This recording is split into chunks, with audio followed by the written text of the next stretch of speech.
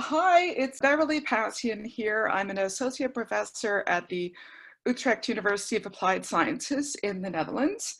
I originally come from Canada, and that is where I would like to share a story in my project management career and an observation that was made of me that I've since used to help guide my project team member interactions. This was about 20 years ago, about 18 or 19 years ago.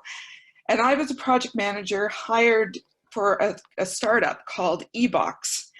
And eBox was an online grocer where the customer would go online and buy groceries that would then be delivered to a secure lockbox at the home of the customer. And we were a startup and run by an entrepreneur who was trying to do something unique in the Toronto landscape. And as a project manager, I was fairly new to project management. I'd been in the game for about 5 years maybe. And this was the first big project of my career.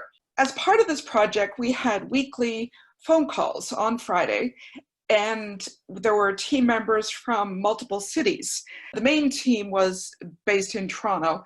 I won't share the names of the cities on this call, mostly because no one would probably recognize them, but they were in and around the city of Toronto.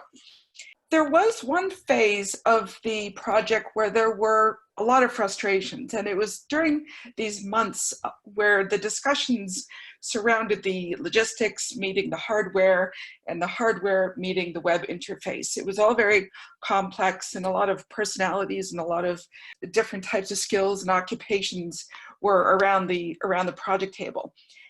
And what I remember after this one particular phone call was the CEO said, after we had all hung up and moving on with the next appointment of our day, the CEO said to me, "Well, it must have been a good call because Beverly didn't roll her eyes."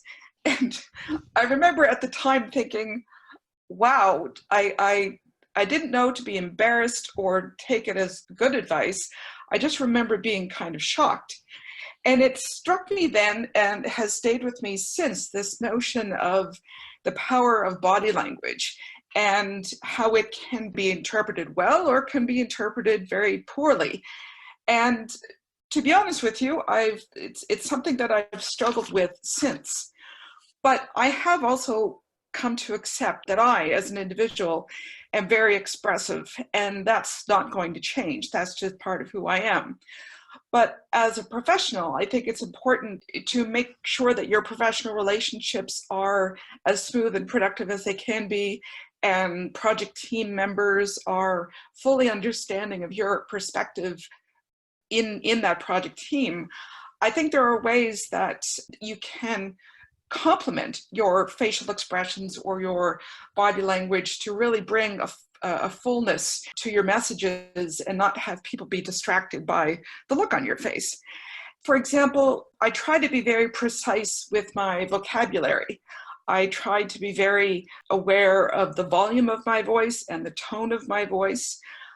I also am sensitive to different cultural dimensions amongst a project team, and how with some cultures a very expressive person would be encouraged, and with others it could be very kind of off-putting. But one thing that I think is particularly valuable is getting to know your team members outside of the meetings, so that any vivid body language or facial expressions can be seen as, in fact, who you are. And when they're offered or seen in a social setting, they might become less shocking in a professional or team setting. So that happened many years ago, and it has stayed with me since. The advice that I'd like to pass on is also advice that has rooted in an experience of mine from about 14 or 15 years ago, also in Toronto. It was 2005, and I was walking with a researcher. Perhaps some of you know this woman. Her name is Janice Thomas. She's a professor of project management at the Athabasca University in Canada. Anyway, I was thinking about a university to do my doctorate, my PhD in project management at.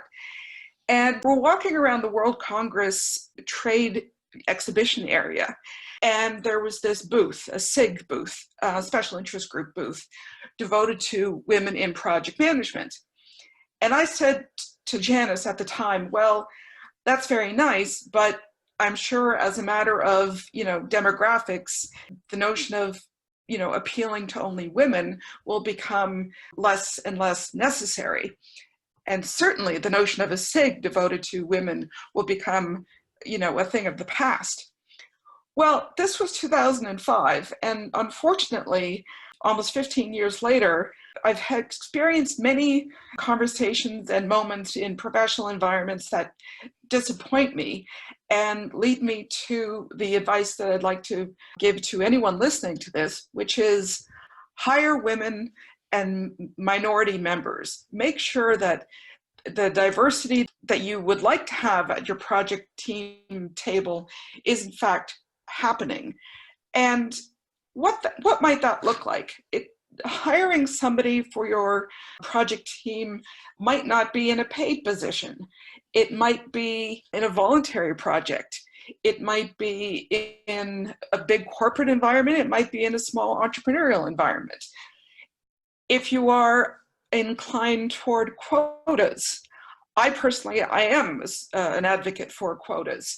It is something for you to consider as well. But the advice at the end of the day that I think project managers need to consider from my point of view is this notion of hiring women and minority members. Thanks, Jonathan, for this opportunity, and happy projects to everyone else.